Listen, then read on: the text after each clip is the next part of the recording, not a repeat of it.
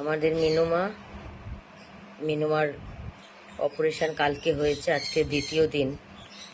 তো মিনুমার শরীর ভালো নেই, কিন্তু এই যে জাস্ট ড্রেসিং করে গেল। মিনুমার একদম শরীর ভালো নেই, কিন্তু আগে তিনজনের হয়েছে, তো এইরকম তো হয়নি। তো এই যে জাস্ট করে গেল। এই যে প্রচুর মেডিসিন। আগে যাদের হয়েছিল মোটামুটি 3টে করে ইঞ্জেকশন হতো, তো এইবারে দেখো এই যে প্রচুর ইঞ্জেকশন চলছে, প্রচুর। কারণ মিনুমার অবস্থাটা একটু খারাপ আছে, প্রচুর ইঞ্জেকশন চলছে, মানে মেডিসিন প্রচুর চলছে। তারপর এই যে স্লাইন, এটা কাচের একটা বোতল এটা। আর এই যে এখানেও কটা, এখানে দুটো।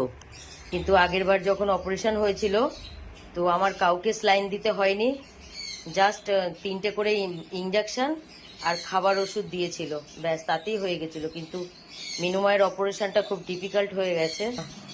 না, স্লাইন এই যে 4টে চলছে, এই একটা, দুটো, আর এই যে ওখানে ঝোলানো আছে দুটো, মানে 4।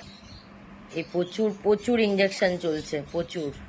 মানে আগে তো এরকম মোটামুটি 3টে হতো, আর এবারে দেখো কতগুলো চলছে, প্রচুর ইঞ্জেকশন চলছে। এই যে এই মেডিসিনগুলো চলছে। তো 3টে অপারেশন করেছিলাম তখন হয়েছিল, কিন্তু এবারে 4বার, চতুর্থবারের অপারেশন। এটাও খুব প্রবলেমেটিক হয়ে গেছে কোনো কারণে।